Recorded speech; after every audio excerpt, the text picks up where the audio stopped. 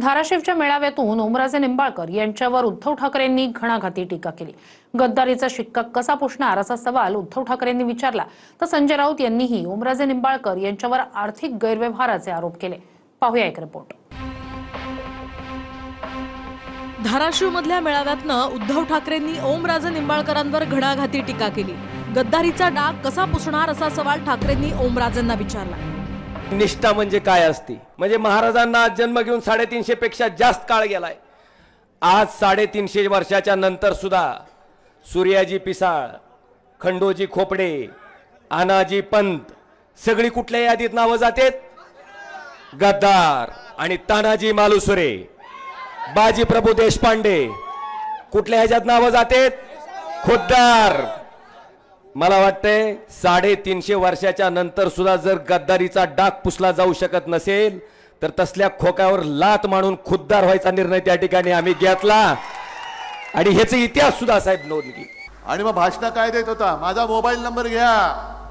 आणि मी स्वतः नंतर फोन केला, मग मी कैलासला फोन केला, अरे मी नंबर फिरवतोय, फोनच उचलत नाहीये, करायचं काय? आणि मग त्यांचंच भाषण आहे, ओमच बोलला होता की दादानो, आपण खंडोजी खोपडेचं नाव घेतल्यावर तुम्ही काय बोलता?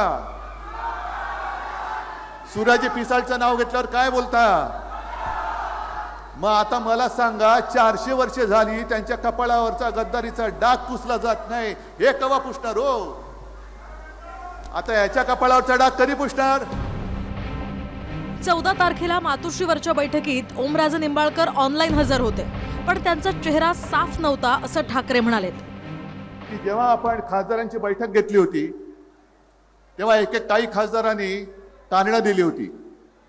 यवतमाळचा खासदार बोलला, माझ्या मुलीला पाहायला पाहुणे येणार आहेत, सोयरीक जुळवायचे।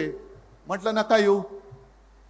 हे पलीकडचा गद्दार म्हणाला हिंगोलीचा, माझा पोरगा निवडणूक लढतोय, नका येऊ। इथला बोलला, माझा मुलगा हॉस्पिटलमध्ये आहे पुण्याला, म्हटलं नका येऊ। एक शिर्डीचे आहेत, त्यांची पत्नी आजारी होती, म्हटलं नका येऊ।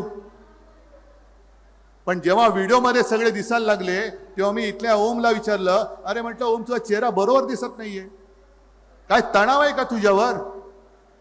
का रात्री झोपलेला नाहीयेस? नाही, माझं सगळं बरोबर आहे, माझं काय बरोबर आहे सगळं। पण त्याच वेळेला माझ्या मनामध्ये पाल चुकचुकली, याचा चेहरा साफ नाहीये, याचा चेहरा साफ नाहीये, याच्या मनामध्ये पाप आहे। आणि तुमच्या माहितीसाठी सांगतो, त्याला जपायचा मी शेवटपर्यंत प्रयत्न केला, खोटं कशाला सांगू, शेवटपर्यंत प्रयत्न केला।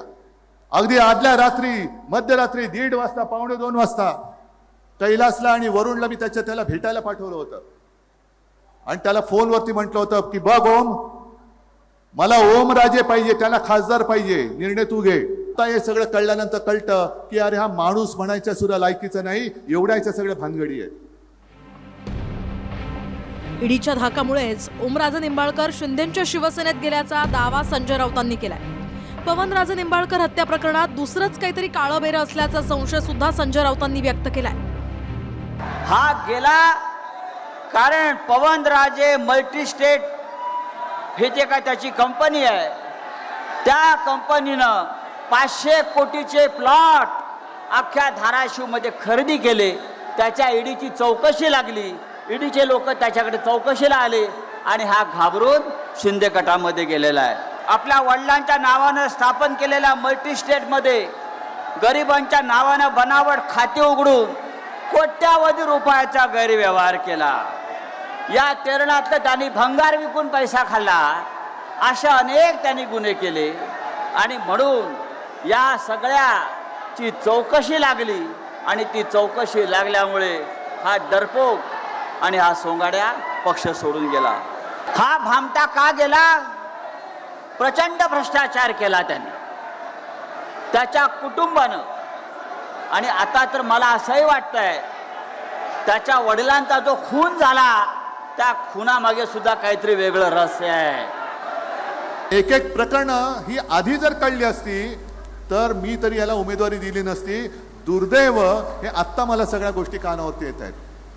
म्हणजे भयानक असा माणूस आपण पोचला कसा आणि मी तुमची माफी मागतो, कारण मी त्याला उमेदवारी दिली नसती तर तुम्ही मतदान केलं नसतं, आणि मतदान केलं नसतं तर ही कीड वाढलीच नसती. ओमराजे निंबाळकरांसोबत सावलीप्रमाणे वावरणारे आमदार कैलास पाटील हे सुद्धा ठाकरेंच्या स्टेजवर होते. ठाकरेंसोबत राहण्याचं वचन कैलास पाटलांनी स्टेजवरून दिलंय. कुणी आलं कुणी गेलं तरी शिवसैनिक खंबीर आहे, जागेवर आहे. तमाम धाराशिवकरांच्या समक्ष सांगतो साहेब, काही झालं तर उद्धव साहेबांची साथ सोडणार नाही.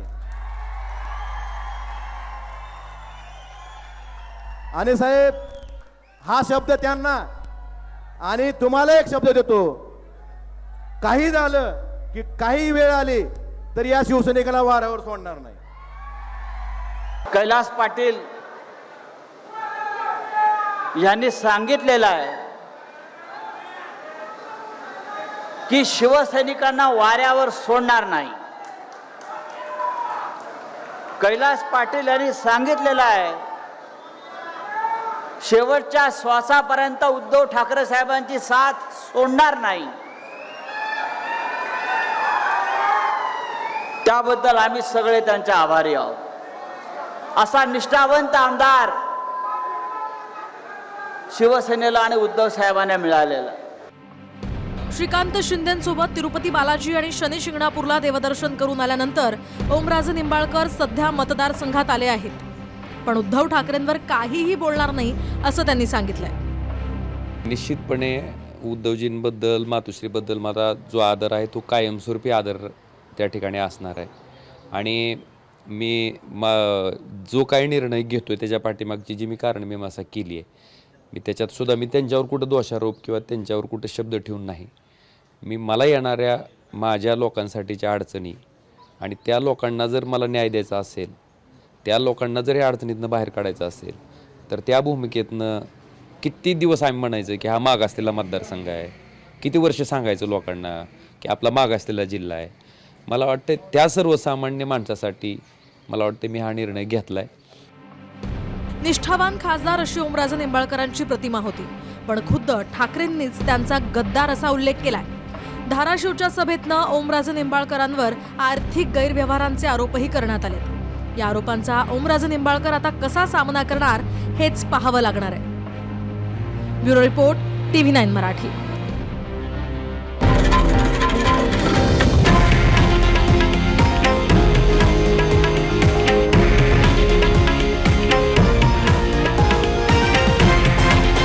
हे आहे देशातील नंबर 1 न्यूज नेटवर्क आणि आपण पाहत आहात TV9 मराठी, एकमेव.